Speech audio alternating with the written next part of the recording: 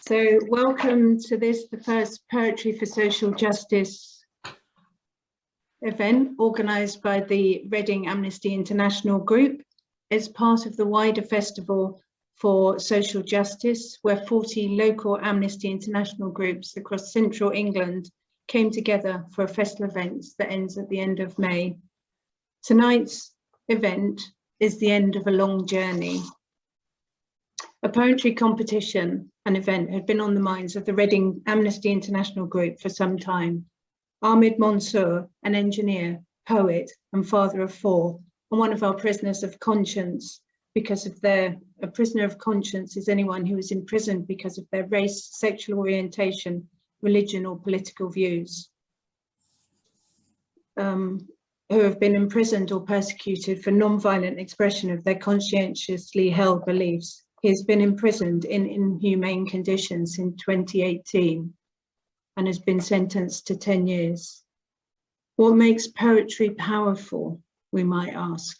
Poets who write about human rights can generate empathy by connecting readers and listeners to experience of rights being enjoyed, denied or defended.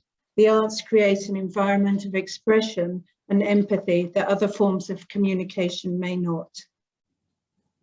Before we celebrate the poets and poems tonight, I have to say a number of thank yous. To you, the audience, for turning up, for being here, to the entrants who wrote the poems. The standard of the poems has been extremely high, and we were very surprised as this was the first year that we've ran the competition. I also would like to say thank you to the other people that helped me organise the competition and this event. So that's Amanda, Vin and Hilary. We've all become quite good friends. To the judges, all 5 of them who have given their time with huge generosity and have provided significant feedback. Each one of them will be talking tonight. And then finally, I have to say thank you to those people who donated prizes for our winners. So we have a limited edition print by renowned artist Rob Ryan, which said, if you believe in freedom, then you must want freedom for everyone. And if you believe in equality, then you must want everyone to be equal. We also have 2 courses for our winners, one from the Oxford School of Poetry and one from the Poetry School. So our ambition with the competition and this event and the festival was to raise awareness of Amnesty International, the work of the local groups, and to keep human rights high, if not top, of everyone's agenda. And it is a call to action to raise awareness with poems that move, that give hope, that highlight issues. So as this next poem tells us that I'm about to play, do not be quiet, but say something. Say something. Say something about us, about scarcity, squalor, disease, about avarice, lust and massacre, about bloodshed, torture, crime, about celebrity, ignorance and bling, about politics. Say something about Syria, Libya, Afghanistan. Say something about Nairobi and 1,000 other wretched places. Say something about war. Say something about sweatshops, jobs and slavery. About poisoning, pollution and pimps, about fracking the Karoo, the obscene nonsense of sustainable growth, about things that waste and die, that we're killing along with ourselves, about China. Say something about elephant, rhino and lion, about tiger, orangutan, pangolin, condor, dolphin and whale. Say something about the planet, our lovely threatened globe, about me, about ours, about us. Say something about sickness of the body, of the TV mind, of the right to speak out, of the heart, of the soul, about death, about death, about death. Say something about husbands, wives and daughters, about sisters, brothers, sons. Say something about corruption, about murder and rape, about loneliness, sorrow, wickedness, despair. Say something about gods and gullibility, about faith, about bigotry and sin, about daydreams and night terrors, the childish compulsion to believe. Then pause and say something, if you can, whisper it, about peace, about hope, about life. Say something about them, about us, the same, we're the same. some honor, some decency, some light, some love. Not gods, not spirits, not heavens, not hells, but us alone. Something that we are. Speak it, and speak it, and speak it. Speak us. Thank you very much for that. So at this point, I'm going to hand over to Dr. Yasmin Sharma, who is a lecturer in modern and contemporary literature at the University of Reading. She also teaches poetry writing to refugees through her local workshops at the Reading Refugee Support Group. Over to you, Yasmin. Thank you. It's been such a privilege to serve as a judge for this competition, not only because poetry and social justice are two pursuits dear to my professional and personal heart, but also because I've been wondering more often lately how they marry. That is, I've been wondering what the point of getting poetry right is in this world full of so many wrongs, so many obvious wrongs. Yesterday was the anniversary of George Floyd's death by police officer. He died, as we all know, crying for his mother, while a police officer knelt on his neck. His last words were, "I can't breathe." It's been a year of feeling like we can't breathe, not just for those reasons, but for others. And what is perhaps more horrifying is that nothing has exactly changed. So what to do? Well, poetry gives us some advice. Alice Oestreicher writes in a poem ostensibly about painters that Matisse too, when the fingers ceased to work, worked larger and bolder, his primary colors celebrating the weddings of innocence and glory, innocence and glory. Monet, when the cataracts blanketed his eyes, painted swirls of rage, and when his sight recovered, painted water lilies. Picasso claimed, "I do not seek, I find," and stuck to that story about himself and made that story stick. Damn the fathers, we are talking about defiance. I love that poem's defiance and the way it sneaks up on you. I love all poetry's defiance and the way it is written in spite of the cataracts blanketing our eyes, the way it gets both large and innocent, the way its glories wade out of swirls of rage to sneak up, damn it, and surprise us. For another example of the power in the quiet yet booming surprises possible in poetry of social justice, take Ross Gay's poem, which portends to tell us about a fact that is small while making the need to understand it quite big. It's called A Small Needful Fact. It's short, I promise.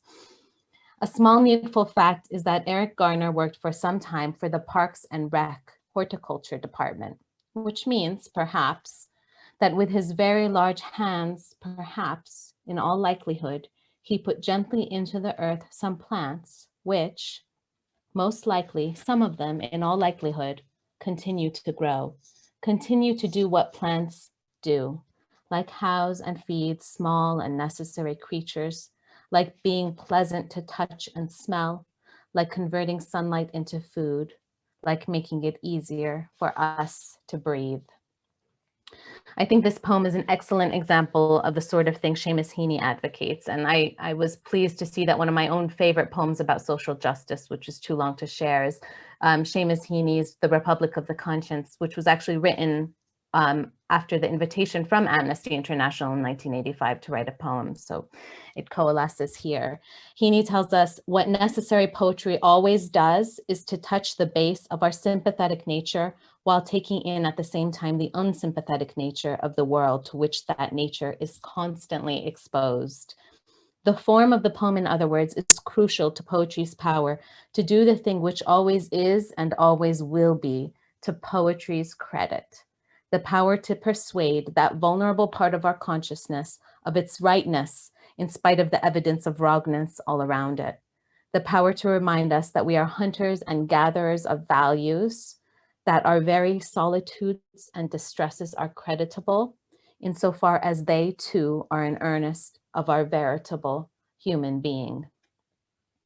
Perhaps this is specifically the job of the poetry of social justice, to persuade us of rightness in spite of wrongness.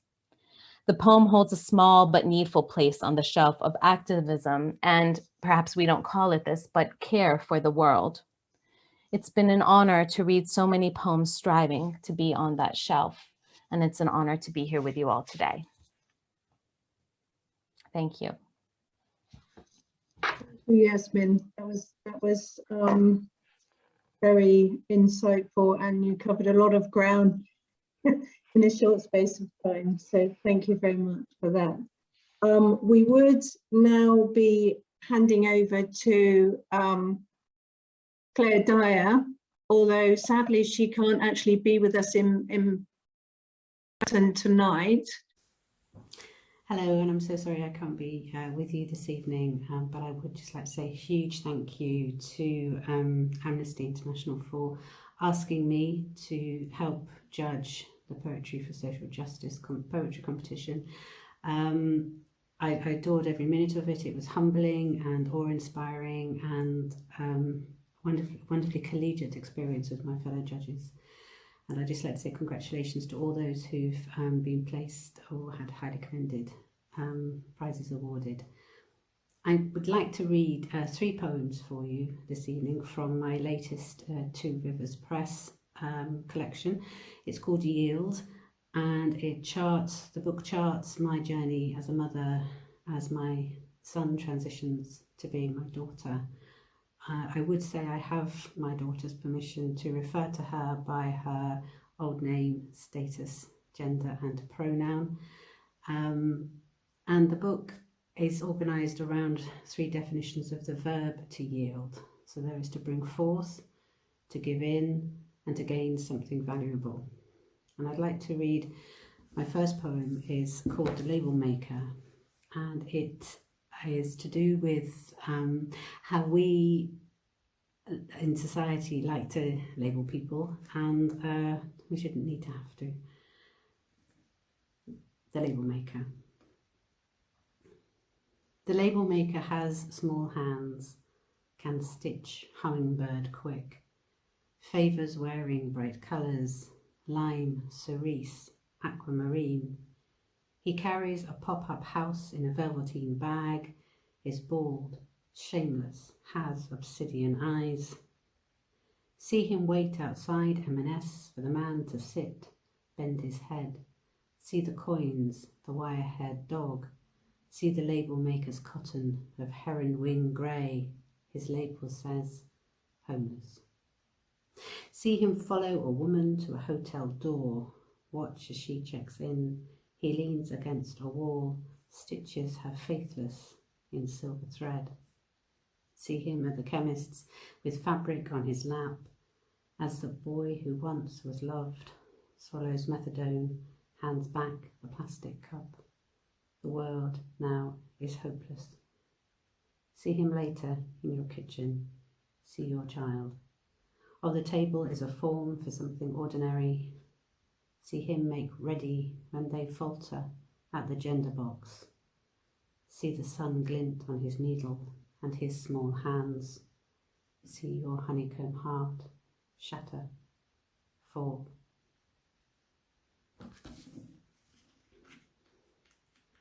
And the next poem I'd like to read is an imagining of what it would be like if Martians came to Earth and tried to understand our ideas around gender. It's called Trans.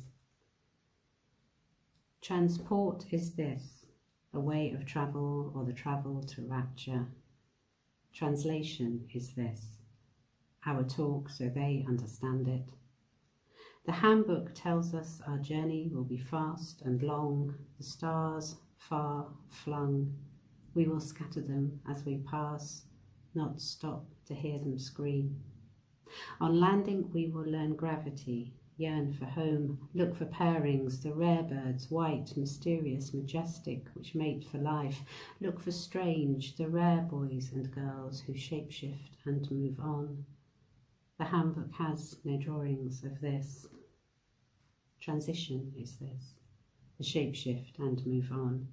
And there are those they call mother, who sometimes stand triumphant, waving banners from high places, sometimes hide in corners, hearts splintering the carpet. We are told not to worry. We are the lucky ones. Our talk needs no deciphering. We have the gift of knowing without saying, of saying without knowing. We are already both boy and girl, and we are neither. Our love is unconditional. The handbook has many drawings of this.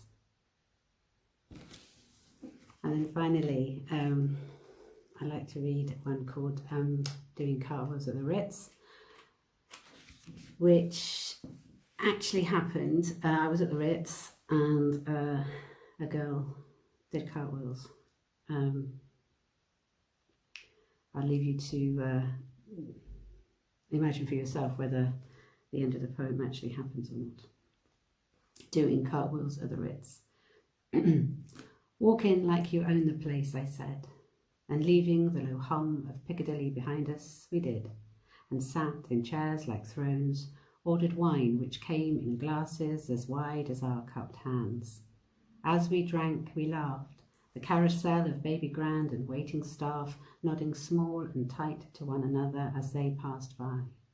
In time, two perfect people on the catwalk of the main salon, stylish, moneyed, wearing tiaras of happiness, husband, wife, in front of them a child, a cream-lace dress, doing cartwheels down the centre aisle as though this were a parade and they the spectacle the crowds had been waiting for.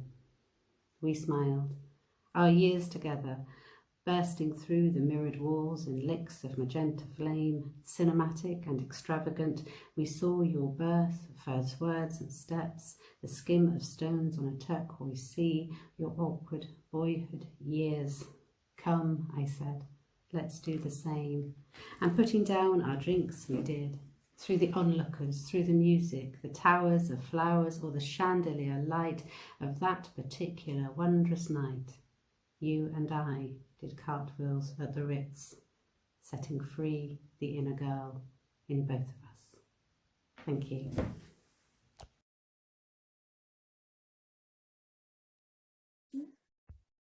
I'd like to say a very special thank you to Claire for recording that video for us.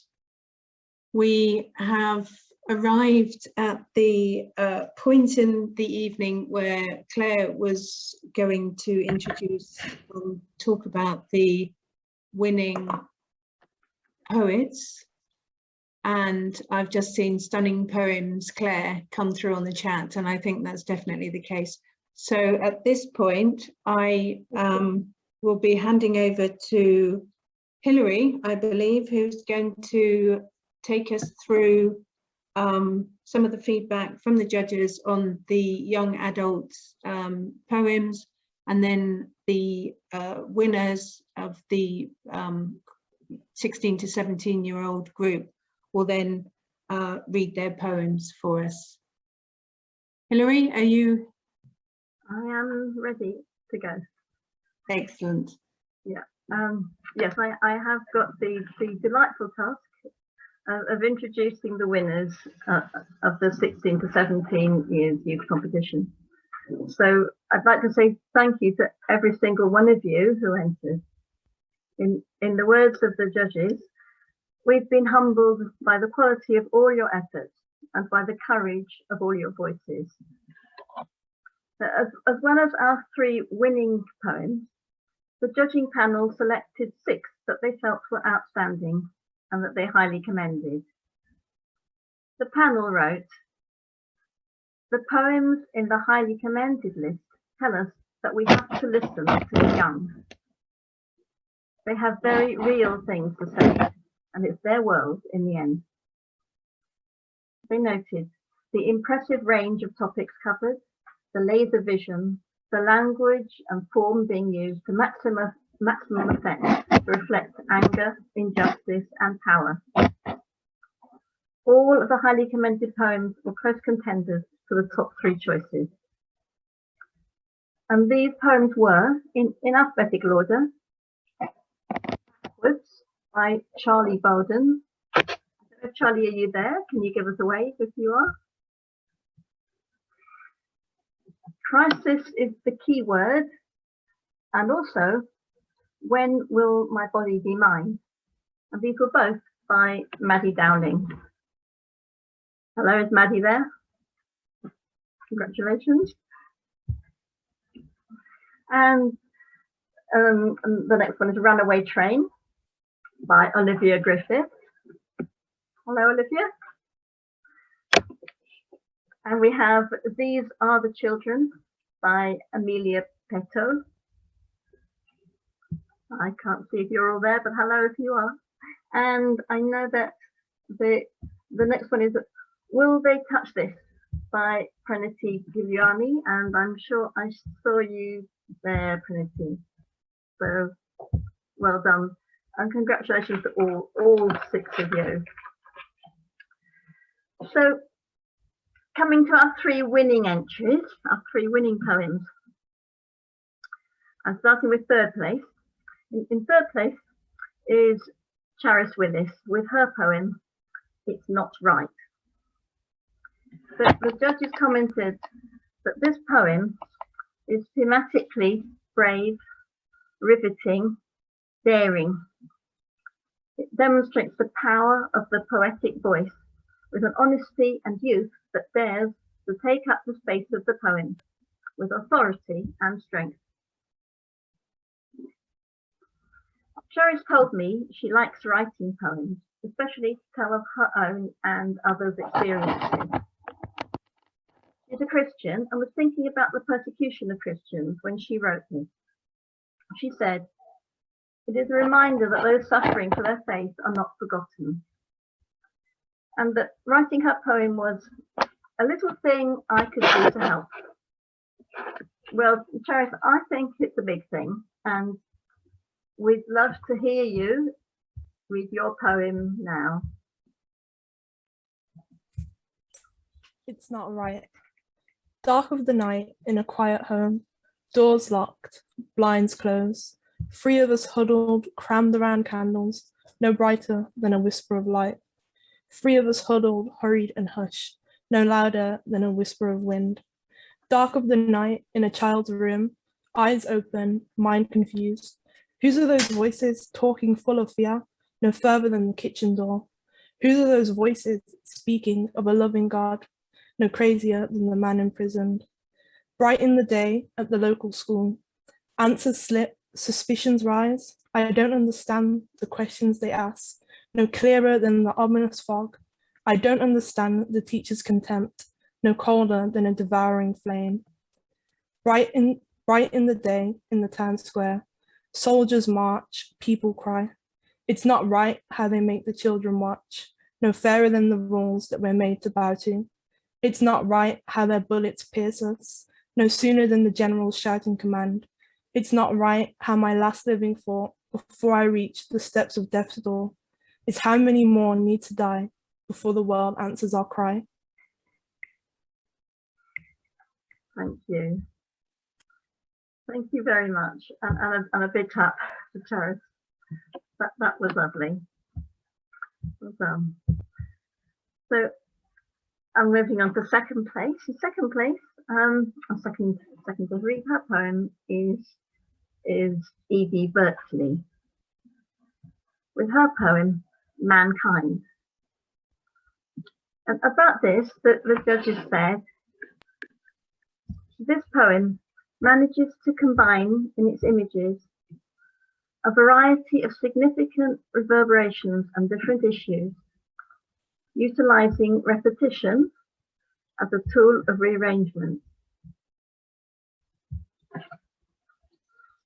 It manipulates the image of crimson with the acute sensitivity, and in so doing demonstrates a careful poetic craft.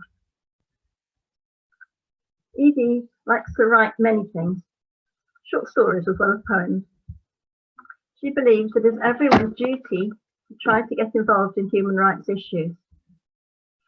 She was inspired to write her poem by recent events like Sarah Everard's murder and by general inequalities that all women face, especially to do with the male gaze. Let's hear Evie read her poem. Mankind. Saturated grass upon a flowering hill, bright, youthful, innocent, towering high, chillingly still, weeds, fawns, crimson. Basked in the sun, the flowers grew, bright, youthful, innocent, inhibiting winds, out of view, burnt, withered, crimson. Fantastic. Thank you. Yeah, another clap. another clap for Evie, please. we're virtual cupping. We're doing the reactions, but yeah, well done. Thank you.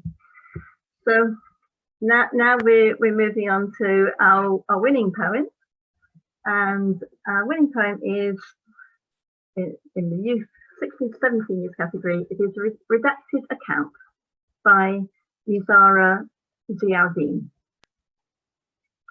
The judges said, the poem in form and content is on message, using the contemporary technique of deleting lines, but reconfiguring its idea to expunge that which has been redacted. It said it demonstrates a braveness in its going to the heart of the issues of social justice, gendered, religious, and cultural. Nizara enjoys writing poems. She's entered school competitions before, but encouraged by a friend, this is the first time of entering an external competition. So we're very pleased you did. She feels passionate about human rights and was moved to write her poem, Redacted Account, after reading about the injustice of ill treatment suffered by Saudi Arabian activist Raif Badawi on our website. And just for information, Raif Badawi was sentenced in 2012 to 10 years in prison and 1,000 lashes for establishing a website focused on political and social debate. So I give you Nizara Ziauddin to read her poem. I am marked with the colours of dissent in the pattern of 1,000 lashes, where totalitarian authority clenched its whip and made a stab at exerting the smear of conformity upon my back, while the world watched, silent. The cane thundered upon the papery skin that barely armoured me, hardly a soldier, and the heavens didn't part with uproar. It didn't scream my pain like the poet said it would. Not a single disturbance in the city of Jeddah. The mosque stood silent, tall and pristine, but nature and God speaking were fantasies on worn pages of ancient books. The crowds around me stood silent. The people spoke nothing, and I caved into my own blood, charged with the crime of speaking. We are not the same. You load your Browning high-power semi-automatic pistol with bullets. I load my pen with ink cartridges. You flog people at the words of someone else. I get flogged for saying my words. You may hold the cane, but as far as I'm concerned, this is self-flagellation, an act of worship in the name of freedom.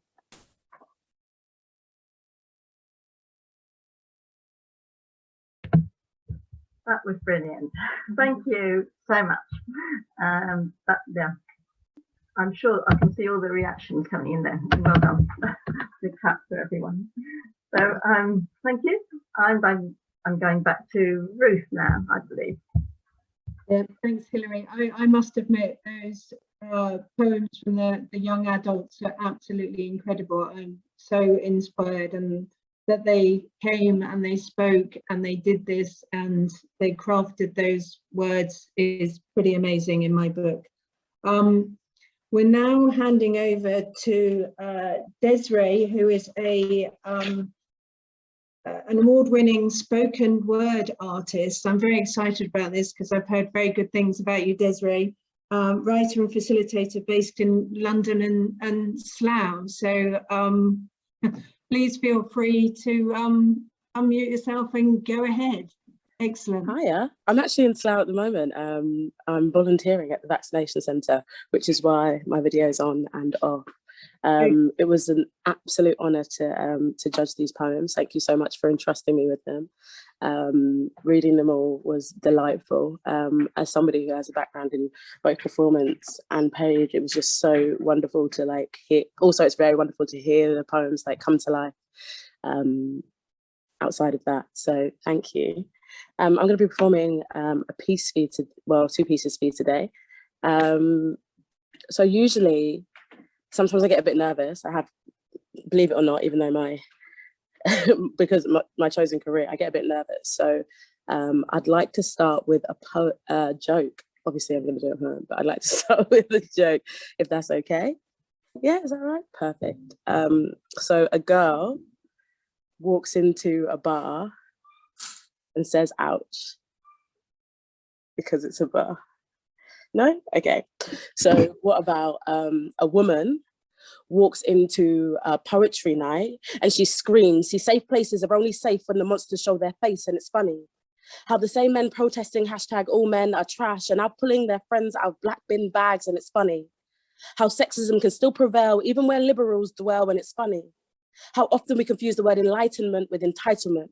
How conscience is only ever a result of consequence. How even in these progressive circles, a woman is still just a man's accomplishment. And I am tired. I do not want to hear another "I am sorry, I got caught" apology. If you break something, you cannot fix it with "I'm sorry, so I don't want your apology." I don't want your excuses. I don't want to hear "boys will be boys." I want to be surprised that they do this. These men make our movies. They run our poetry nights. They tell us jokes. They host children's TV. They have the nuclear code, so no. I do not want to hear another person tell me not all men. Because if every woman has at least one Me Too story, yet me outnumber them, that doesn't make sense. So instead of saying not all men, why don't you just try not to be one of them? And don't liken this to a witch hunt, because a witch hunt has no substance. We have receipts, we have tweets, we have confessions on TV. And I wonder why not even the arts wanted to hear women speak. They were afraid. Because look at how resilient we are, even through all of this pain. And it happens again and again and again. And yes, I am tired. And yeah, I'm talking to all men because we need all men to stand beside us, because time's up. Because yes, that has happened to me too. So maybe a woman can just walk into a bar or walk home and get the respect that she ought to. Thank you. Yeah, thank you.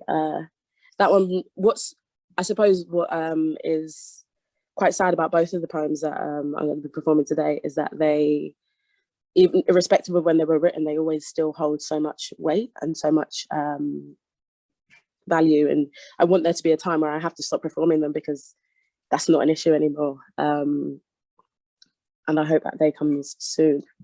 On that note, so this next poem that I'm going to perform, this last poem I'm going to perform, is also, I wrote, I think 4 or 5 years ago now. It was just after Philando Castile and Alton Sterling were murdered within a few weeks of each other in America. And I didn't know what to do with all of this pain and all of this sadness. So I do what I usually do, and I wrote something. This is in my new collection, which is, I'll put my website, and you can get it off my website. It's called "I Find My Strength in Simple Things." But this poem is called "Affording Justice." I do not want to have to write this poem for you. I do not want to have to watch you bleeding out in the street or in your car. I do not want to see them pin you to the ground. I do not want them to use only the top half of a family photograph so they can make you out to be some sort of demon because it fits in better with their story. I do not want to have to light a fire under this city so everybody knows what it feels like to burn. I do not want to hear "I can't breathe" be your very last words. I do not want them to put a hashtag in front of your name, and I do not want a riot to be your legacy. I do not want us to birth any more parentless children whose skin make them the enemy. I do not want to have the need to justify my existence with a catchy phrase. I do not want to have to explain Black Lives Matter doesn't mean other lives don't again. I do not want to watch another mother cry for their baby on TV. And I do not want to hear another white man tell me how I should feel about my history. They are trying to break us. We can watch our children die on YouTube, or more conveniently on our timelines. They recreated our jungles out of concrete, but our deaths aren't worth the airtime. See, some may call it police brutality or systematic racism. I have a hard time calling it anything other than genocide. We were brought here in chains, and they're confused because we still wear them. We were whipped, and now we buy whips, live in cribs because our growth scares them. But this revolution will be televised, and it won't be whitewashed or swept over. You can BET that we will no longer be bought by slave owners. If George Zimmerman could be found not guilty, but sell his gun to the highest bidder, look how far we've come means that they've only stopped publicly calling us. It took Doreen Lawrence 20 years to get justice for her son.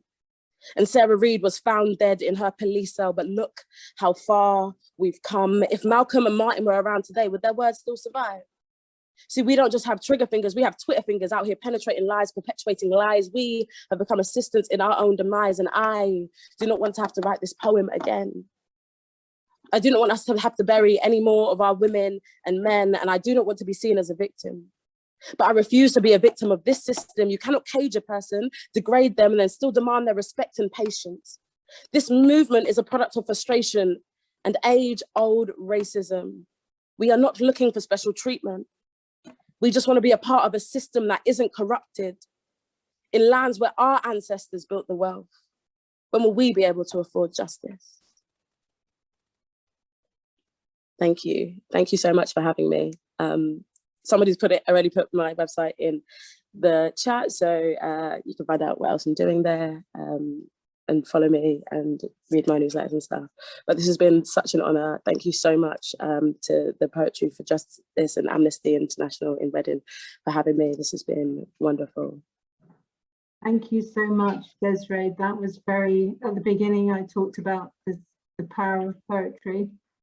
And I think, you know, I'm feeling a bit emotional by your words. So thank you so much.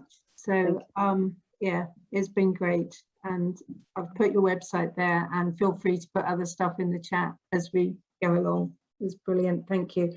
I've lost my track now, so we'll just take a moment to digest the words. And at this point, I'm handing over to Anne McFarlane from the Reading Amnesty International Group, who will talk a bit about the Reading Amnesty International Group and the work that we do locally in Reading, and about Amnesty and local groups themselves. Anne, are you? I am, yes. Can you Excellent. hear me all right? Yes, brilliant. Thank you. Just like Ruth, I'm feeling a little bit emotional now, and I do feel that putting this in here almost kind of, you know, disrupts the flow somewhat of such marvelous words. And, you know, it's just, I'm not a poet in any way myself, but, you know, I can appreciate the words so much. And as I say, quite emotional. So I'll try not to take up too much time. Ruth mentioned at the beginning, this event has been organised as part of Amnesty UK's Central England Festival of Social Justice, and it's over it's one of over 50 events that have taken place over a 6-week period from mid-April to the end of May. The Festival of Social Justice has brought together 40 local amnesty groups in the region, other amnesty networks and channels, and a range of community organisations to spread the word about social justice and human rights, and to engage as big and diverse a group of people as possible in campaigning action now and in the future. And it's amazing to see the diversity of people just on this call and in terms of the poems that have been written.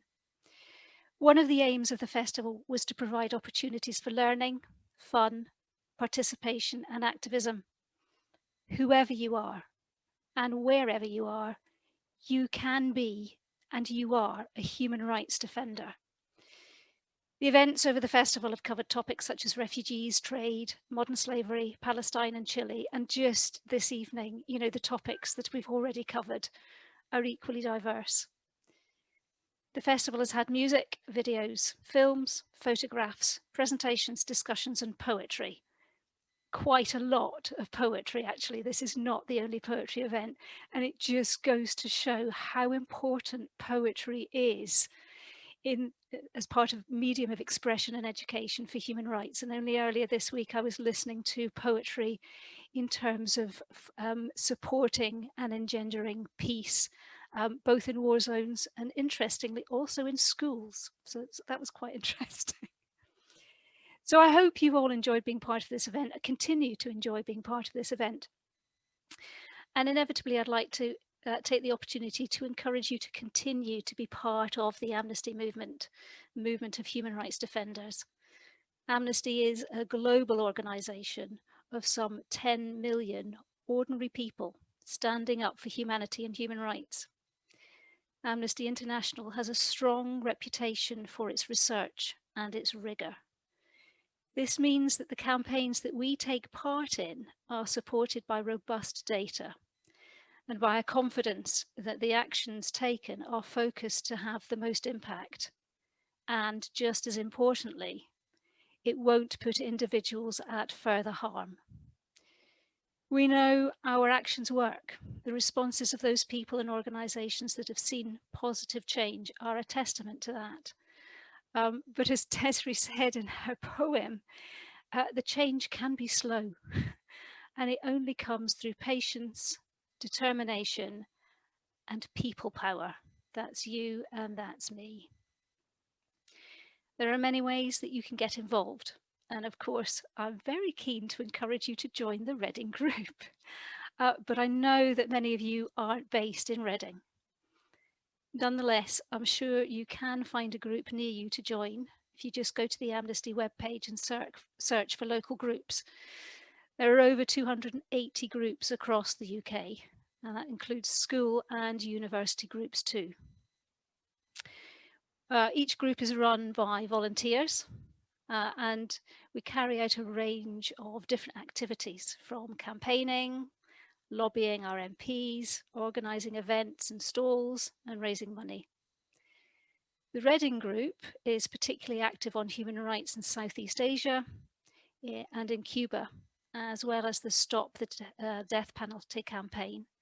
And we've heard that we've got a prisoner of conscience in the United Arab Emirates, in fact, 2 prisoners of conscience, one of which is a poet. We recently had talks on modern slavery and the United Arab Emirates.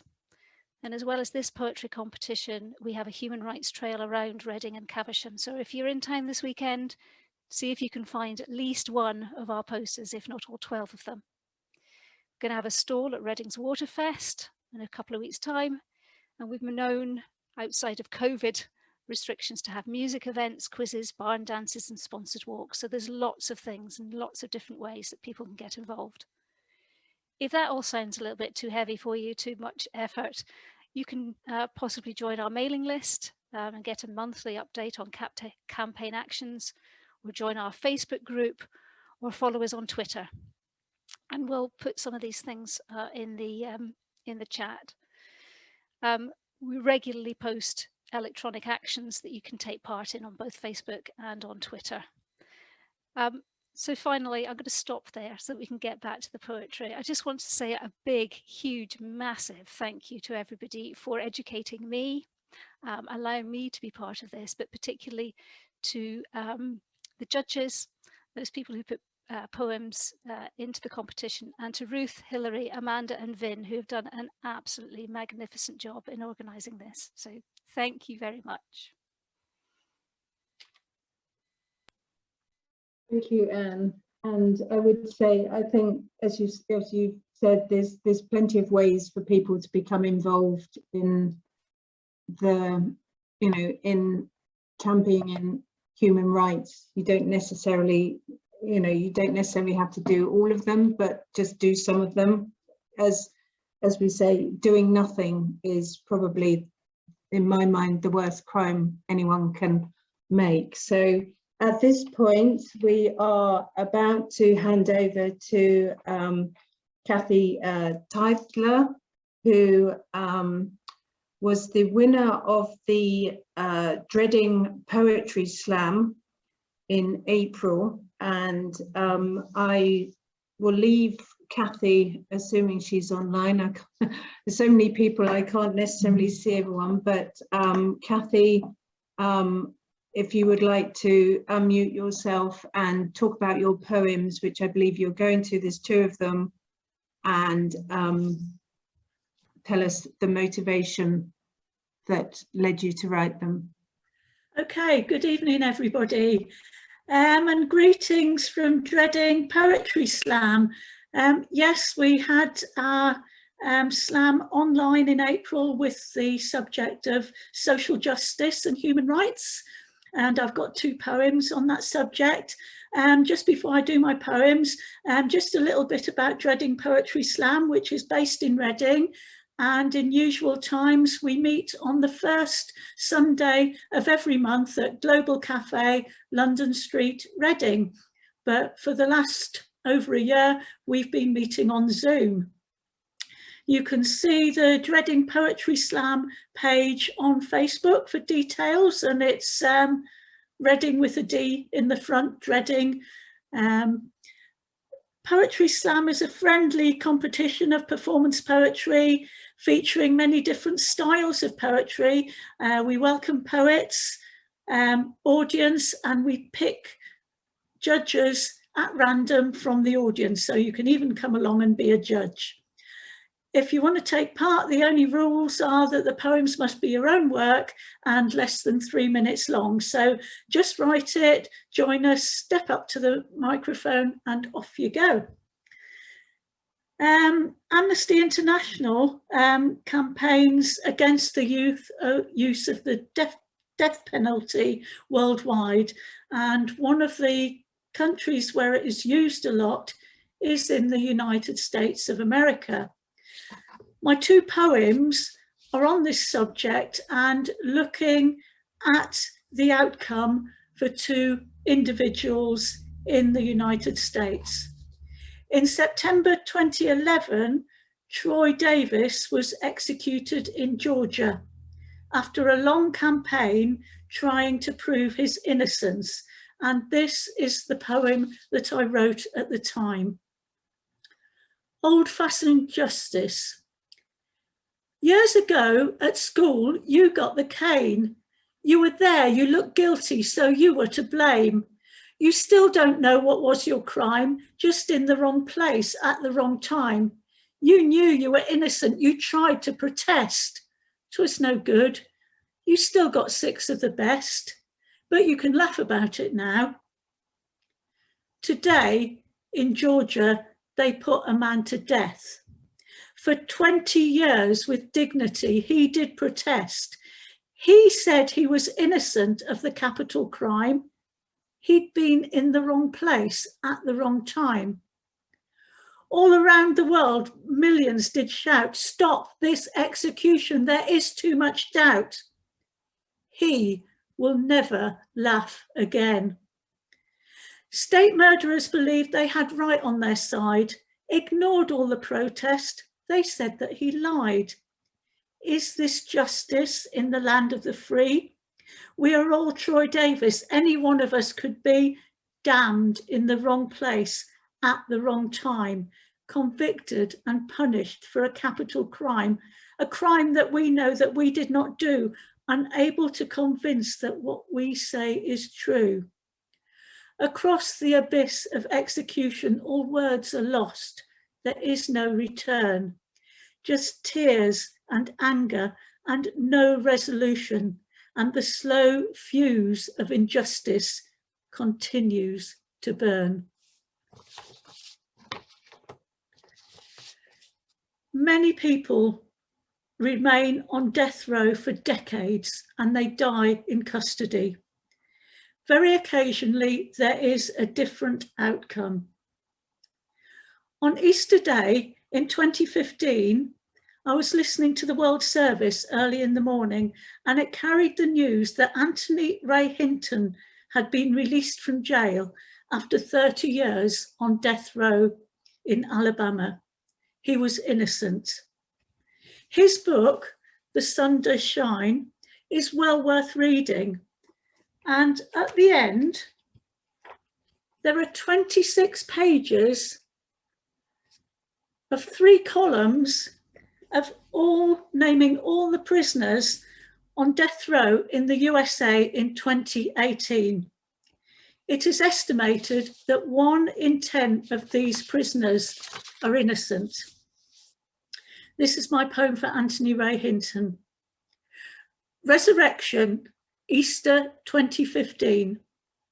A heavy door opens and the stone is rolled away. He walks back into life from the cell where he had to stay. When the years turned into decades, from the shadows to the sunlight, from untouched solitary into warm human arms, from death row to freedom. Imprisonment of the innocent in the land of the free. There was no need to prove this black man's guilt in the Alabama penitentiary. He kept his faith. he didn't feel bitter. He doesn't hate. He never let them take away his joy. For Anthony Ray Hinton, once condemned to death, now free. Thank you.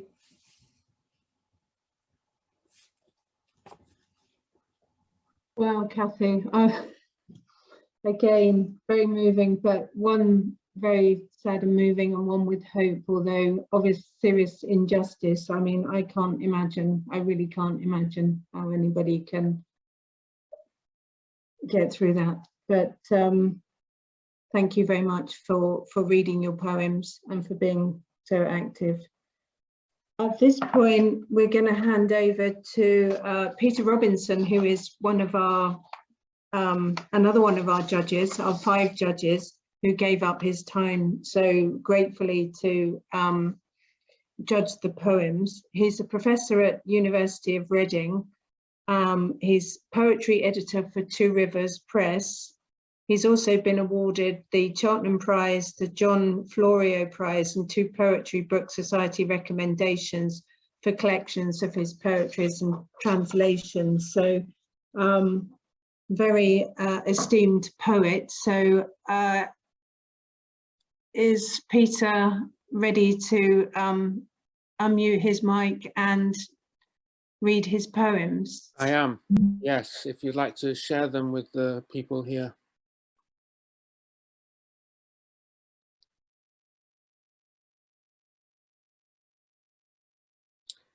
So the first poem I want to read is from quite a long time ago. It was written, it's dated the 30th of November 2006, when I happened to be in America and visited the Art Institute at Chicago, where again there happens to be an exhibition of Charles Sheeler's paintings.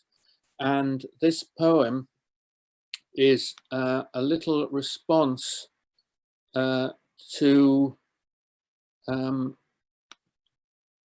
that exhibition and a small accident really that happened while I was wandering around it. It mentions in the course of the poem a Mr. President, and obviously I just need to point out that that's not the current president or the previous one or indeed the one before that, but it's George W. Bush. So this is a poem about the war on terror, as it was called, and the way in which obviously it's still with us. So I'll read this one. At the Institute, after Charles Sheeler. He was touching the hard edge where life and art met. I was gazing at precisionist cityscapes and furniture. And just so as I wouldn't forget, there in a stillness like peace and silence secured at some price, Mr. President himself was defending his own legacy, his bloody adventure. He was staying the course. He would get the job done. A refurbishment worker's too loud radio come thoughtlessly from an adjacent room. And just so as I wouldn't forget, there the artist looks at nature was a painter in his studio, touching the hard edge where life and art met. And the second poem I'd like to read, there's just 4 of them, they're all short like that. It's called Variations on a Theme of Bill Manhire's. And Bill Manhire is a senior New Zealand poet. The theme that these are variations on is actually stated in the last lines of the poem. So you'll get there, as it were. It's got one word in it that perhaps I should explain. The word extracomunitari is an Italian word meaning people who are outside, who are not citizens of the European Union. And it's used rather broadly as a sort of euphemism for immigrants. Here it is, Variations on a Theme of Bill Manhire's. Italy was at the seaside or high on a mountain. It was backgrounds of cicadas interrupted by late traffic, bar staff pulling down their blinds, and in Parma, August empty, left to the extracommunitari, such as we'd soon be, Africa was on the pavement, shouldering her baby, with a bright print swatch of cloth, Africa and Asia too, queuing for nationality. Someone messaged from back home, asking, how was Italy? Bill, that's when I thought of you, for Italy was at the seaside or high on a mountain. True, Italy was something else, and something else again. Third one is very, very short. Parma comes up for me a lot because my wife is from Parma, and we obviously in the days when one could, we used to visit there very regularly. And my mother-in-law lives just across a park in one of the suburbs of the town. So obviously the quick way to get from our flat to my mother-in-law's is to walk across the park, but we don't do that at night. And this is a little poem about why, but also touching again on the question of migration into Italy and the kinds of things that the poor migrants sometimes get caught up in. It's called Black Economy. No, we don't cross the park at night. The darker figures on street corners are dealers with their bikes, their phones. Arrived here from the far migrations, they haunt arcades of a penny market. But who buys, I ask you? Who supplies? And finally, a little poem which generalizes a little bit more about this great problem facing the world at the moment of migrating across borders, and how for everyone it can prove very complicated. This is called Importing Love. Tomato plants, melons, the courgette flowers in rows are bordered by a file of trees. Their knotted trunks and coppery leaves make screens for flatlock speculations, but neither of us have been saying a word about arrivals, departures, or how hard importing love can prove to be. What with never-ending customs checks, the language frontiers struggled across, and how much it costs to get over a border, hard or soft, though we each tried harder than anyone ever expected and found, surviving, how a sound grounding in pain might prove the only way to love again. But in that apartment block's lengthened shade, you relive how the promise of love deceives, and nobody's fault will abruptly fade, then patiently attending on an August's heat. I couldn't miss how, wide planted apart, how two of the neighboring trees had reached their wind-blown tops together and interwoven their red leaves. Thank you very, very much for letting me read those, and also thank you for inviting me to take part in the judging of this competition, which has been an absolute delight. It's been wonderful to collaborate with the other judges, and thank you very much to all the organizers for making this wonderful thing happen. Thank you. Thank you, Peter. And I think we're all very grateful for each other. Everybody has played a unique part in bringing this all together. As I say, you know, without the entrants, without the judges, without, you know, everybody has had a part to play. So I think that's a really good thing. It's how teams work, and everybody's been kind, respectful, and pulled their weight. Okay, we're now handing over to, I'm going to introduce a lady who's a member of the Reading Amnesty International group. Her name is Durga Dachau, and she's a member of the Reading group, as I say. She's originally from Nepal, and has been involved in helping people in the community in Reading. And she's got a very strong interest in women's rights and women's empowerment, both in Nepal and in the UK. And Durga has some poems, or a poem that she would like to read to us. So Durga, if you want to unmute yourself. Her poem's called, well, she may want to introduce her poem. So Durga, it's... Yeah, thank you, Ruth. Thank you very much. I would like to say thank you to Reading Amnesty International for giving me an opportunity to read this poem. I have written this poem giving a title of Woman's Pain. But it represents not only one woman's pain, it's actually many women's pain in Nepal, including other countries in South Asia. What is written in poem exactly same situation exists or can be found in different places in Nepal. I myself have seen this kind of scenario and inspired to write this poem, which is not only imagination, which is not only in my imagination, but it's a real story of many women in Nepal. Now I'm going to read my poem. My poem title is A Woman's Pain. A woman is raped, beaten, and abused as though she is only for personal use. A woman is raped, beaten, and abused as though she is only for personal use. She is bound to household chore. She has no freedom anymore. Her one duty is childbirth. Her one duty is childbirth. Her children are given her husband's name. Neither children nor wealth in her possession. Neither children nor wealth in her possession. This repeats again and again, and other girls are queue in this rotation.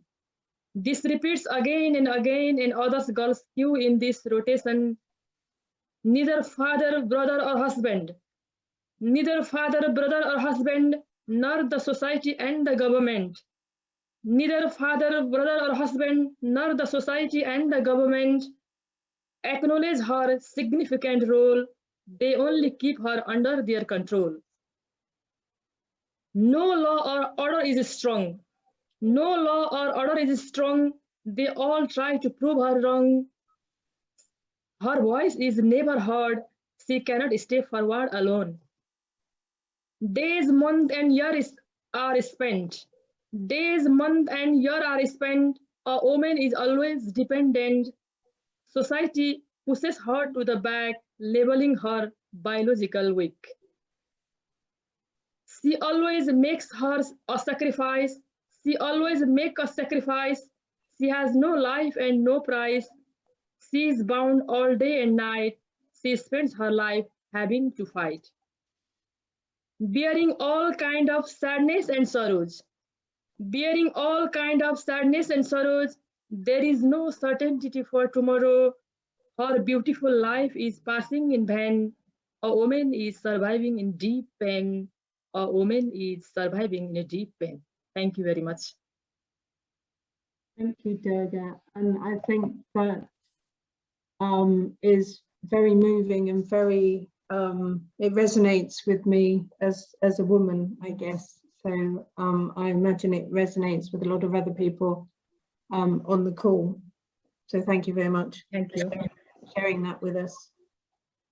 And this is the point where we've got, yes, I've got a poem to read, and some other people from the team will be reading their poem. So mine is a poem that is written by Ahmed Mansour, who I mentioned was in, there we go, I'm just pulling the poem up, in Our Prisoner of Conscience, and one of the sort of rationales for putting the event together.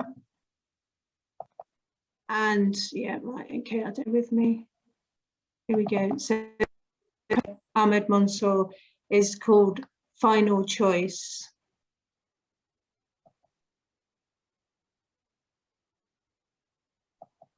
I have no other means now but a tight-lipped silence in the square and through corridors, since I have tried everything, screams, chants, signboards, obstructing roads and lying on the ground in front of queues, cutting through the procession with eggs, tomatoes and blazing tyres, hurling burning bottles and stones, stripped naked in front of the public, carving statements in flesh, walking masked in front of cameras, dressed in shackles, tied and chained to garden fences, swallowing rusty razor blades and splintered glass, hacking off fingers with a machete, and hanging myself from lampposts, dousing the body with kerosene and setting it aflame. I have tried all this, but you did not even turn to look. This time, I swear, I won't utter a word or move.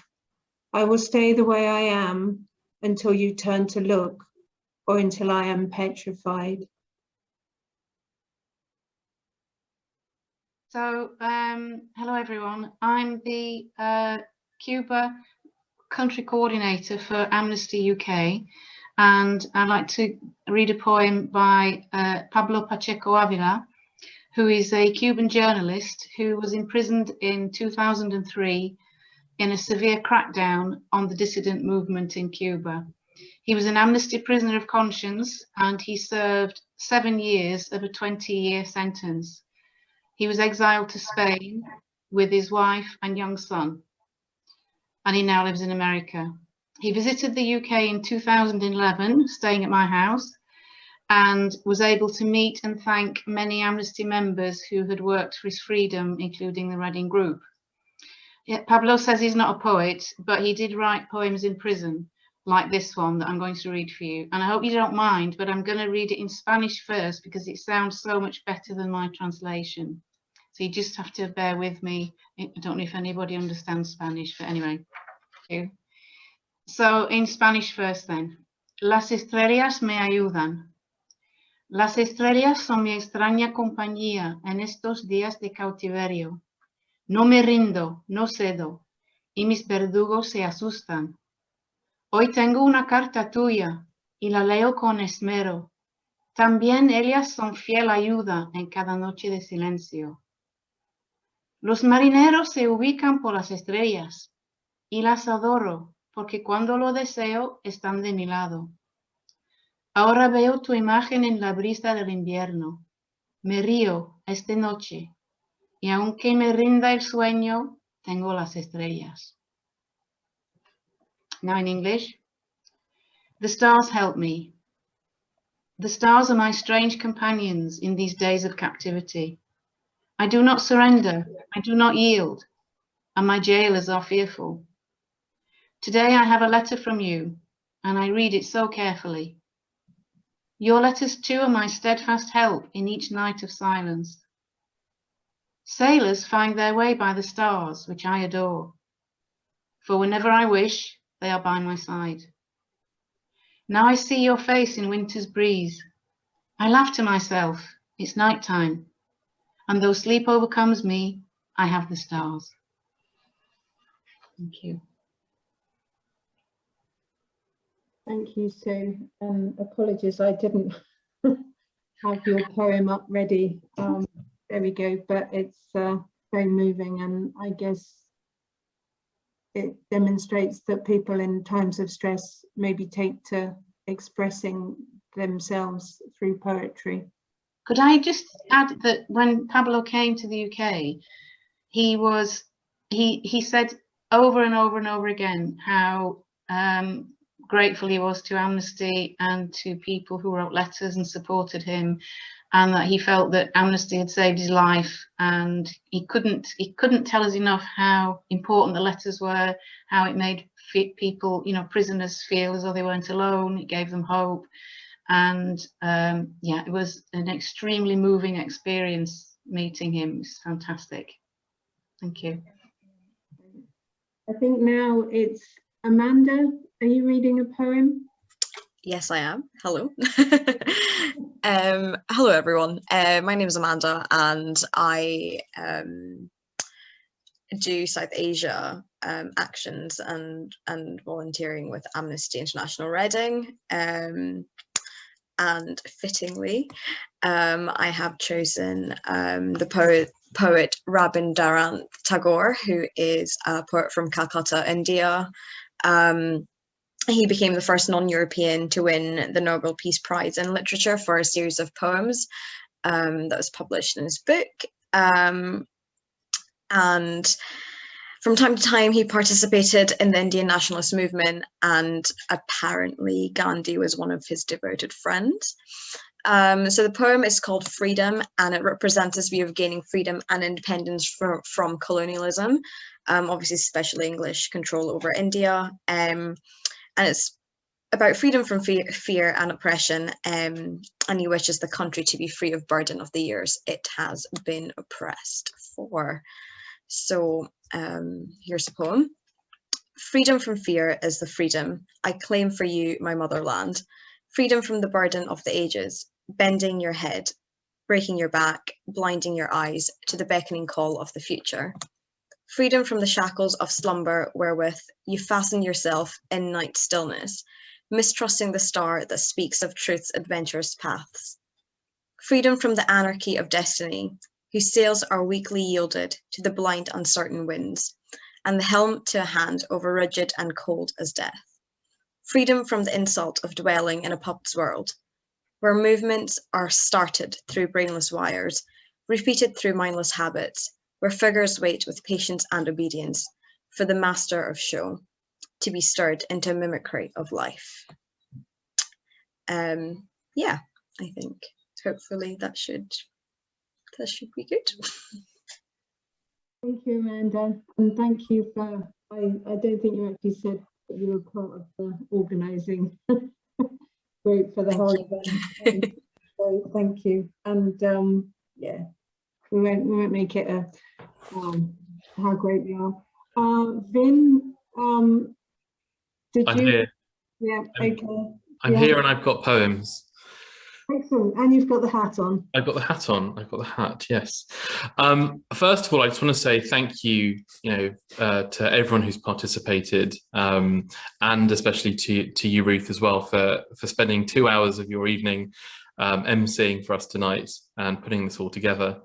It's been fantastic. And one thing I will say to the wider audience is that, I joined the group about, I don't know, 5 months ago, perhaps, and I wasn't expecting, I thought like-minded individuals, yes, but I wasn't expecting to speak to a good group of friends more or less every day. We chat and we just have each other's backs, and we're very, there's the camaraderie there, and it's just fantastic. And I would really advocate, if you're not a member of your local Amnesty group, join it. And if you can have as great friendships as I've made, then that would be, wonderful. So I'd really advocate that, as much as the human rights, of course. I've got 2 poems here. The first one is actually called I Dream a World, and it's by Langston Hughes.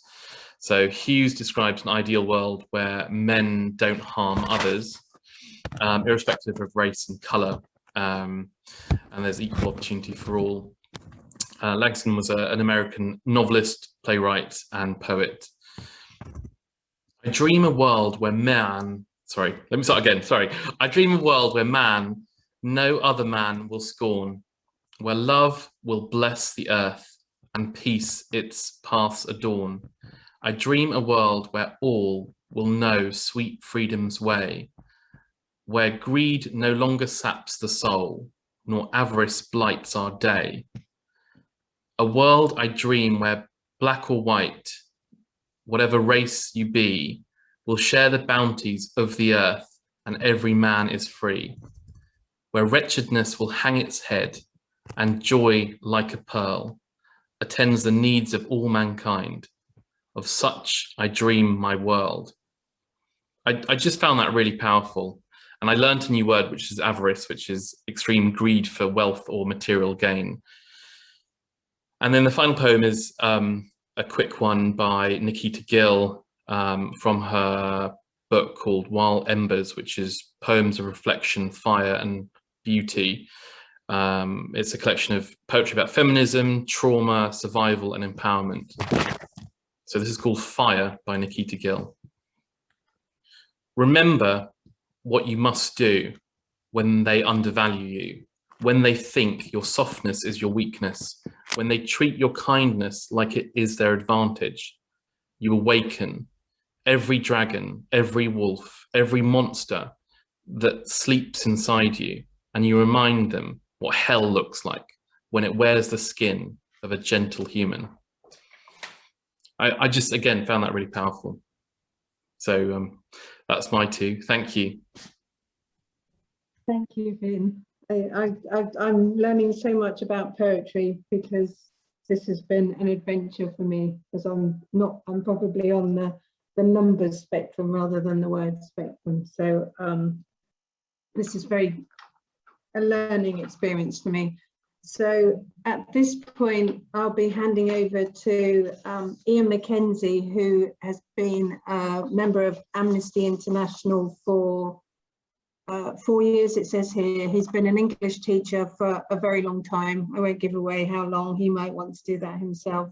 But he's performed at various poetry events and open mics. And I believe he's got some poems to read to us before he then takes over announcing the adult poem winners. Ian, over to you. Yes, I just remembered I had to unmute myself there. So hopefully you can hear me loud and clear. This time has just gone by so quickly. So I think that's kind of testament to how intriguing and moving and absorbing it's been listening to all the previous poets. I'm going to start off with reading two poems, and then I'm going to say a few words about the judging the adults section, and then introduce you to the three finalists, the three winners. So this first poem, it's about the plight of migrants who are fleeing, and in their desperation, they're taken to leaky boats and wondering what kind of welcome they'll receive, or even if they'll arrive. It's called Incomers. Crossing a thin fiery line, they come, issuing from the burnt ashes of the sinking sun, doused by a watery horizon. Mute promises of relief on the soft breath of cloud-rimmed lips, wine-darkened and seductive, whispering gentle longings to parched bones scorched by desert winds. Ready to put all on the throw of a loaded dice, not heroes in 1,000 sleek long ships, but cramped in dilapidated hulks, migrating death traps.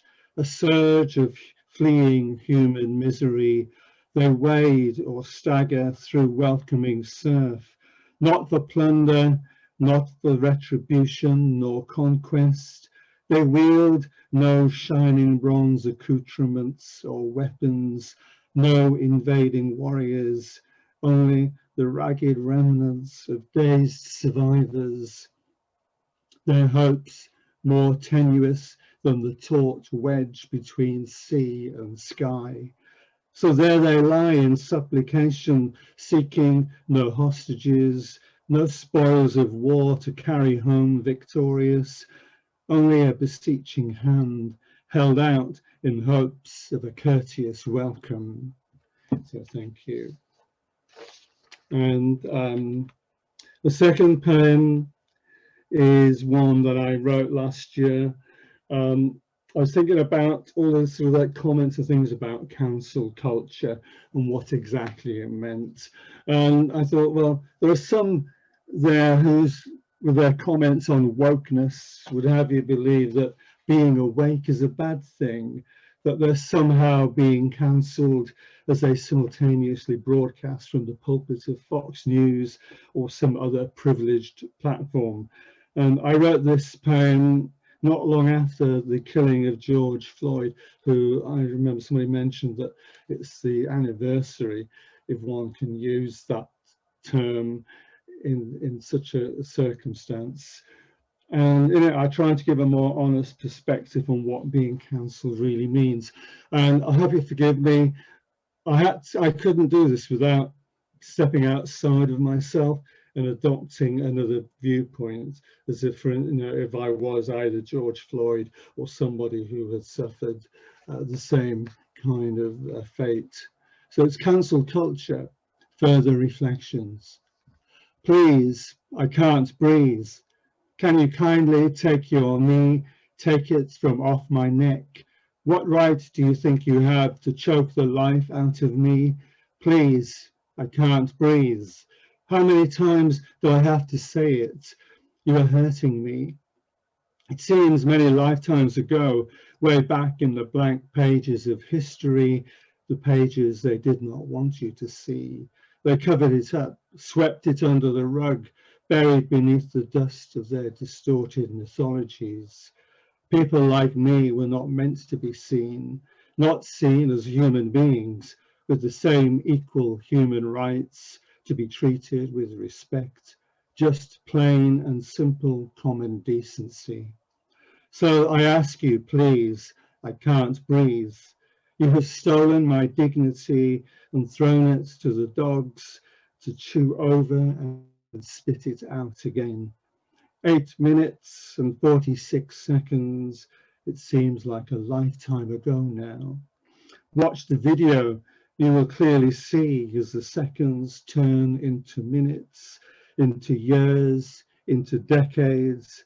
See my life flash before your eyes, all down the centuries as you kept your knee on my neck, draining the life from me. And one more time, I beg you, please, I can't breathe. Please, don't cancel me. Thank you. So, sorry, I was getting a bit emotional towards the end there. Yeah, it was one of those events and one of those situations that I think, I don't know how you express your anger and how to imagine being somebody in that situation on the other side of the line there. So anyway, I'll just get my composure back, and I'd just like to say a few comments about the judging. And yes, as every one of my fellow judges have said, it was an honour, it's been a privilege to work with them, but also to have the access to read all of these poems that were people sent in. Such a positive and enlightening response there. I'd like to thank Hilary and team, Ruth, Vin, and Amanda, who just found out was on the team. I think without them, we wouldn't be doing this. And also, I'd just like to say this might be hopefully the inaugural Reading Amnesty Poetry Competition on social justice, and that would be really lovely to see you all again here next year. The task of the judging panel was not made easier by the fact that the poems we encountered displayed such a consistently high quality, both in the ideas that they developed and the language and techniques that they was used to present them. They covered a wide range of subjects, of all sorts of issues concerning social justice, from women's rights, Black Lives Matter, the plight of orphans, imprisonment without trial, and right across the whole gamut of human rights abuses. And just a few examples of some of the topics. Excuse me, I'm drying up. So we had an acrobat in Palestine arrested and imprisoned on his way to teach young children how to juggle and unicycle. As he measures his sail in his hands, we're left to wonder at the mental acrobatics of those who put him in there. Then we have the day's survivors in a vicious civil war the morning after a nighttime bombardment. Then there's one with young children being dressed in their Sunday best to go off to join the other displaced refugees fleeing from conflict, their well-shined shoes soon covered in the dust of the road. And then a young girl muses about growing into womanhood amid the arid tented city of a hostile, lawless refugee camp, and sings songs from home to comfort a younger sister. Or simply we're shown 3 rose stems being washed up on a foreign shore by the tide. A simple image, but such a powerful impact. And that was just a handful of the range of subjects that we read. And for the judges, I think I can say we felt that when considering our choices, that these poems spoke with eloquence, with great empathy, and above all, a fearlessness, confronting their subjects with their truth. And hopefully they offer a voice for those who are unable to speak for themselves, political prisoners, asylum seekers, displaced refugees, the homeless, or the victims of discrimination, simply for being different, different colour of skin, different religion, different gender, or different sexual orientation, or just for thinking different thoughts. Before I introduce the 3 final poets, I just kind of mentioned a roll of honour for the highly commended in alphabetical order. So we had Barrel Bomb by Sue Johns. So I saw Sue earlier. Well done. Thank you very much for that. Displacement by Virginia Grimm. Then Genesis, a poem by Sarah Key. And Mohammed Faisal Abu Saka by Emmeline O'Dowd. Small Change by Anne Casey, I believe is from Sydney, Australia. So we have a truly international flavour for this first Amnesty Poetry Competition. And then finally, 3 Roses Lie Stranded by Jane Olive. Again, that is one that touched all of us very much when we were reading these poems. Anyway, so I'll introduce you to the 3 winning poets if they're ready to unmute after I just given a brief introduction. So finally, in 3rd place, if we can really talk about 3rd, 2nd or 1st place, Oh Bethlehem by Wendy Jane Walton. So her poem takes us from biblical times right up to the present. The balletic volta leading to its paradoxical conclusion is carried off with great skill and some ironic humour. At the same time, it confirms some aspects of life, like the inherent risks of childbirth, have not really changed that much in the interim for some who are still looking for a room at the inn. So if Wendy Jane, if you're ready to unmute, I'd love to hear from you. I am. Thank you very much. I hope you can hear me. We certainly can. Thank you. And thank you to everybody at Reading Amnesty International for hosting this competition. I'll describe to you how I came to write this poem.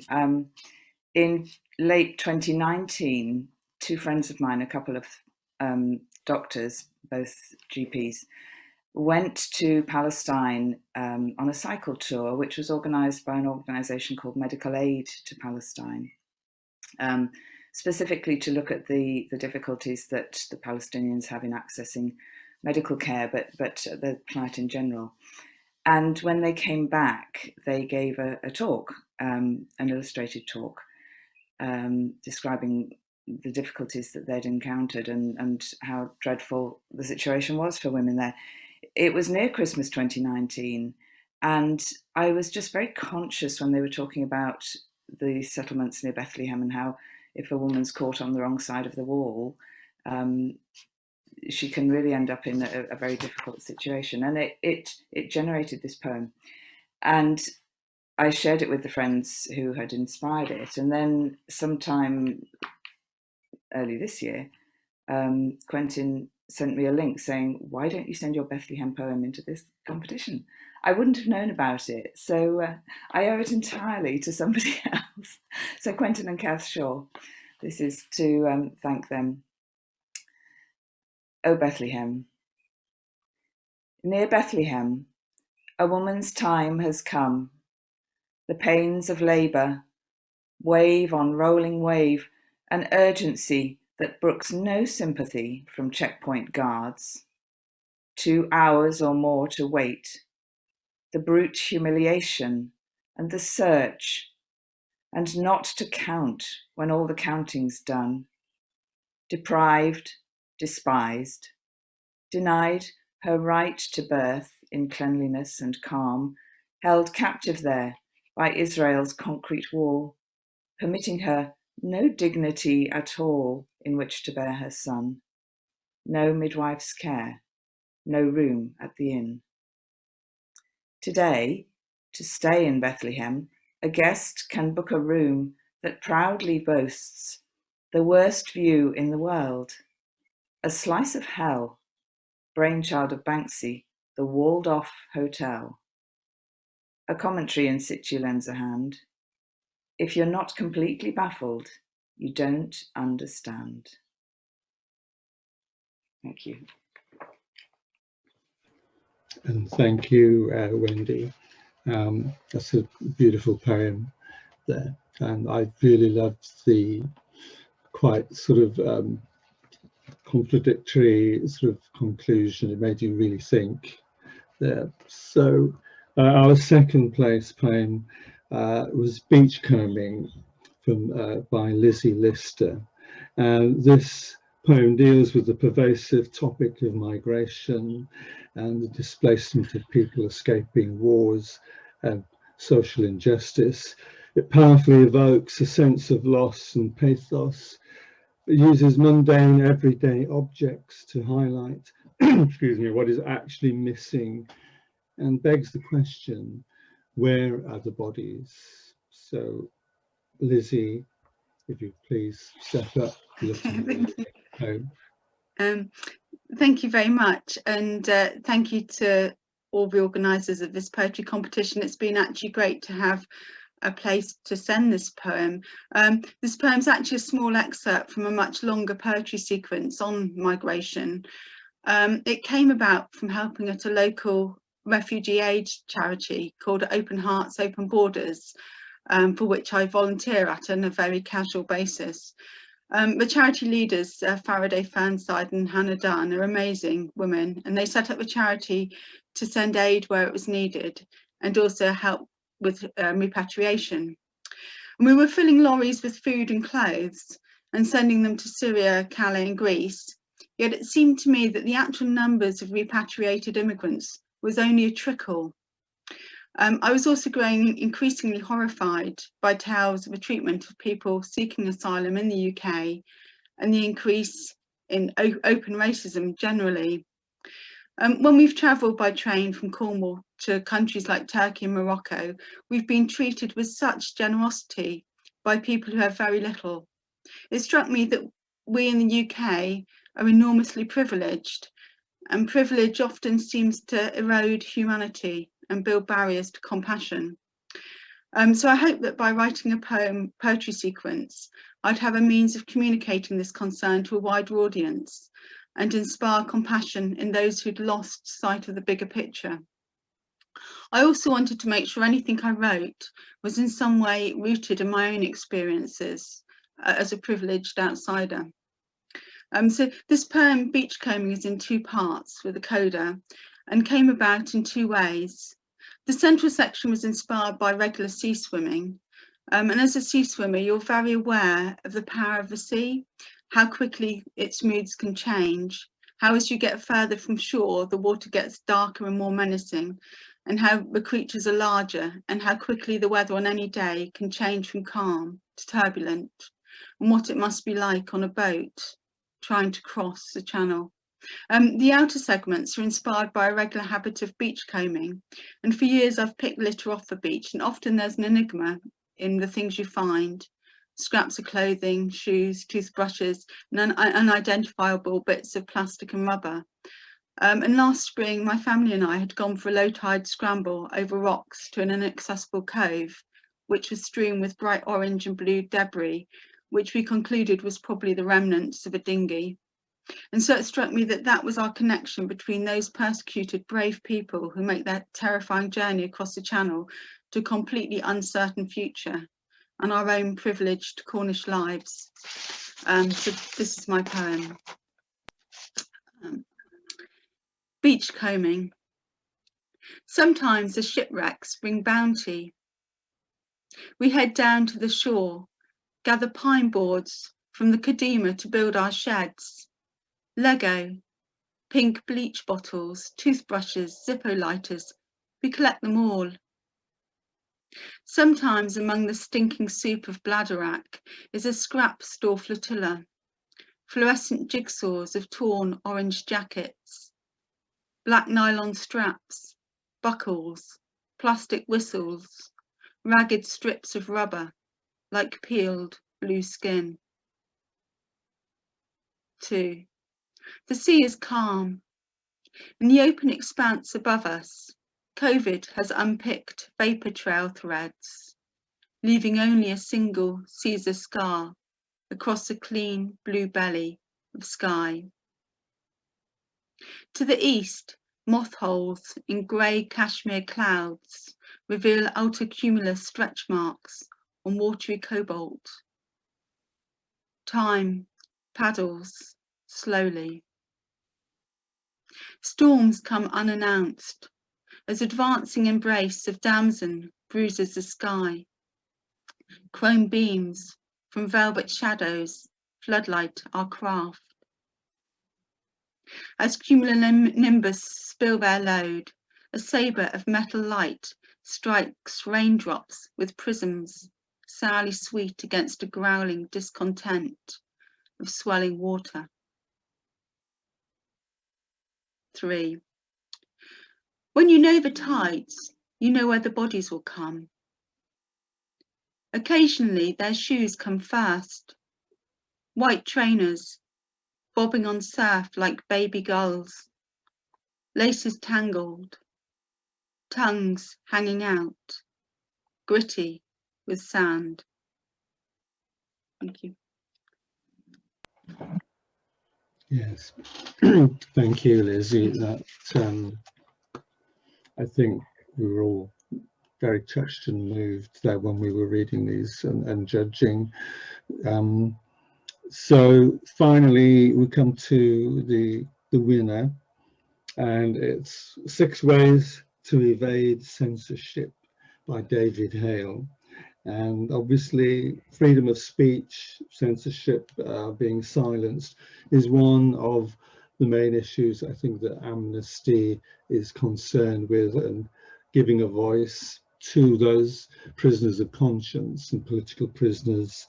But as the judging panel, I think, commented, this poem shows a well-crafted control and poignantly captures what is succinctly referred to as the treason of speech. It seems, I think, that wherever human rights are abused, the shadow of censorship will be there in the vanguard, or following closely on its heels, if not sooner. So, David, we'd love to hear you read your poem there. Thank you. Well, thank you very much, and thank you very much to the, can you hear me? Yeah, yes, okay. Thanks to the judges, and thanks to the competition. It was fantastic, actually. I wrote this poem about 2 months ago. It was what you'd call a gift as a poet, I suppose. It just came. But when I was thinking about it, underneath it, there's so much other stuff. I mean, I've written a lot about dissidents and outsiders in our society and abroad, a lot about Soviet dissidents as well, particularly poets and writers. So there was that behind it. And I've also worked with people on the edge of society for most of my life, and I've been teaching Syrian and Afghans and lots of different Kurds and all sorts of people over the last 4 or 5 years as well. So that's underneath it as well. But I suppose I had been reading, just before I wrote this poem, I'd been reading articles about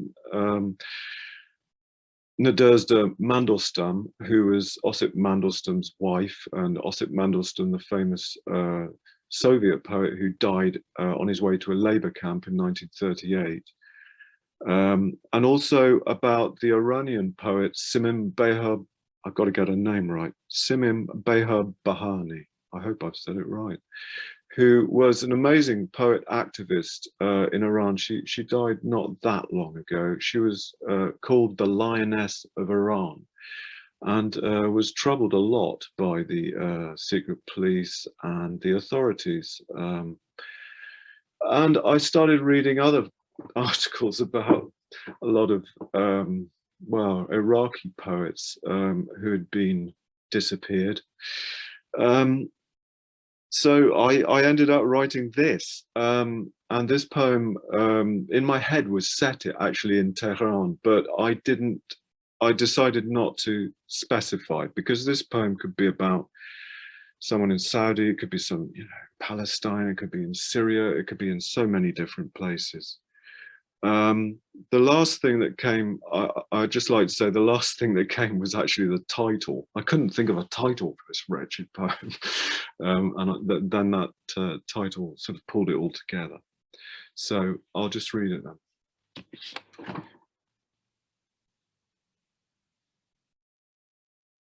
Six ways to evade censorship. Knowing her words are deemed treasonous, she writes poems on scraps of paper, sews them into mattresses and cushion covers, inscribes them on the memories of of devoted followers and friends.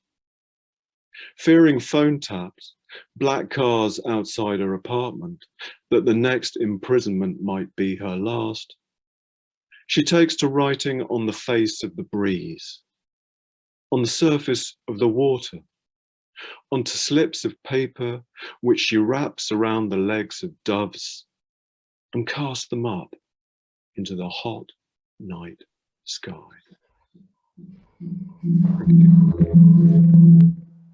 That's it. Thank you, David. That's a tremendous poem. I think it's basically, I just end by giving congratulations to all the poets, particularly the three that we've just heard there, but also the highly commended, and all the other ones that we read, which I felt a sort of sense of privilege there, being able to read through all of those before anybody else. I just think it only leaves me to hand back over to Ruth. Yeah, to take over. yes, thank you for your input. I'm always impressed at how people can express the understanding and the background to the poem. So that's very useful from yourself and from all of the poets. I think we have some time now. I know there's a couple of the poets who were in the highly commended category. No, it's not a category, but you know what I mean, who were highly commended. Their poems were highly commended by the judges, and I think we've got time to go through some of those. So I think, is Sarah Key available and happy to read her poem? Yes, I am. Just close the door. One sec.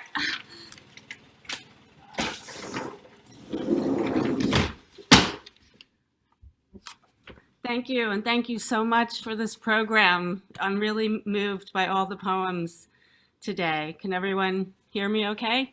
Yeah, we can hear you fine. So away you go, so you can give a bit of background and then read your poem. That'd be great. Thank you. Sure. So this poem, Genesis, was inspired after I watched the George Floyd video. My boyfriend had watched it a couple months before and had cried, and I couldn't bring myself to watch it for the longest time. And then I read an article in the New Yorker written by Elizabeth Alexander, a poet, and that inspired me to get myself to watch the video. And it was just so disturbing. So this is the poem that came from that. Genesis. Let there be woman. God saw her gaze was good, unflinching. Let her pluck her iPhone from the tree of knowledge. Let her 17 years span generations of Minneapolis police bruising her people. Let her hands be firm in the firmament. When she presses record, let her backbone be strong for 8 minutes and 46 seconds in the presence of 4 armed men. Let her bless the man being ground into dust with the breath of witness. Let her courage spread like a pandemic, her vision pull down monuments of hate, drive the rebel flag to hell, unbind cords of rope by the light of our guilt. Let her press on hope, open every throat. Let her name be Darnella Frazier.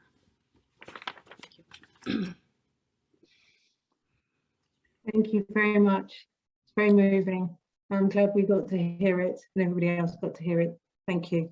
Thank you so much. You're welcome. So I think is Sue Johns. You may not want to read your poem, Sue, if you're. No, I don't mind if you're not all poemed out. Well, I think there were so many good. I mean, it was such a challenge. So I think it's we've got a bit of time. So I think it's nice to let people speak. Thank you. Yeah, well, with a title like Barrel Bomb, I don't know how much explanation I need to give for the poem, really. I do know that prior to writing it, I'd read a very detailed article. It could well have been an Amnesty article. I'm a member, and so it could well have been an Amnesty article about what goes into a barrel bomb, what how they're constructed, and then likewise the sort of damage that it will wreak on whoever's on the other side of it when it goes off. Barrel bomb. In a city where sirens hush the night creatures, every morning is eaten off a knife. A widow comes to breakfast on blood and masonry, plucking my debris from the earth. The furrows of her palms are ignorant of their cargo, as are the soles of her feet. I am the penitent beggar at the heel of her broken shoe. Sister, I cry, cast me skyward, stop this mortiferous rain. Reverse my unguided fall, refill me with oil. Remove my bearings from the shredded limbs, return them to industry. Take me back to scrap and pig iron. Have the furnace recast me as a bedpan or scalpel. Bring the nails from the hospital, the ones that took the eye, the nose, the tongue. Reinvent them as a trundle cot or crutches. Thank you very much. Graphic in ways. I think we also have Emmeline O'Dowd. I don't know whether you're on the line and whether you'd like to read your poem. Yes, I'm here. Would you like to read your poem? I can do, yes, thank you. Sorry to put you on the spot. That's all right. I read about this case in the Amnesty magazine, I think. It's called Mohammed Faisal Abu Sakar. Now he is a Palestinian circus performer and a teacher of circus skills to children with learning difficulties. and he was imprisoned for 2 years without charge or trial by the Israeli military, as he was considered a danger to the security of the area.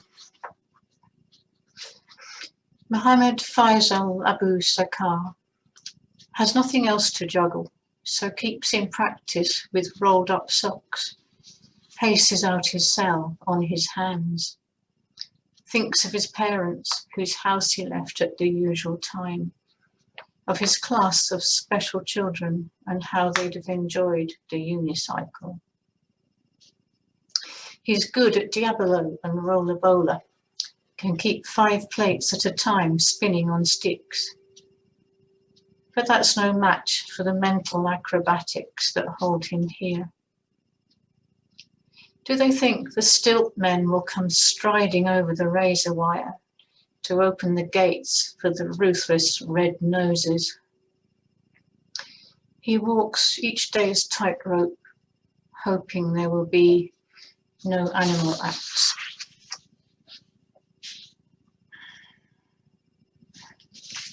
Thank you. Thank you.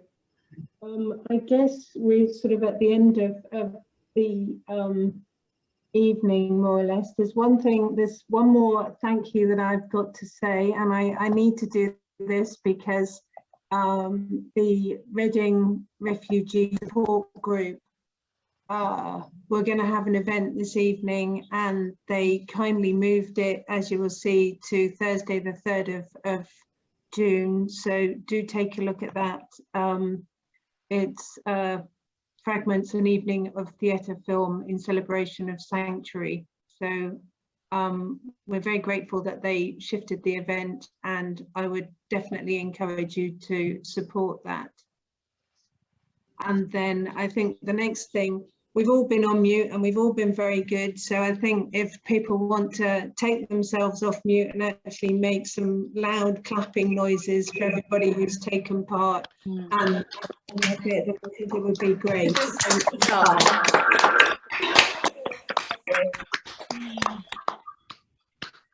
And I think going back to the start and some of the themes running through the poems that we've heard this evening are: don't stand by and watch, just say something, even if it is to write a poem and to educate people, or to send, as Sue was saying, the letters of support to prisoners and so on and so forth. Everything that you do that is built with kindness and justice is something good to do for the world. I don't know what else to say. I don't know whether any of the other people from Reading Amnesty would like to say anything.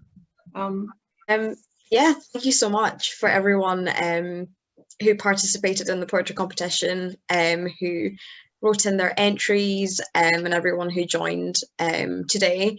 It has been honestly such an event to organise, and very kindly Ruth, Vin and Hilary have done an incredible job. I have been busy the past 4 weeks, but they have done an incredible job.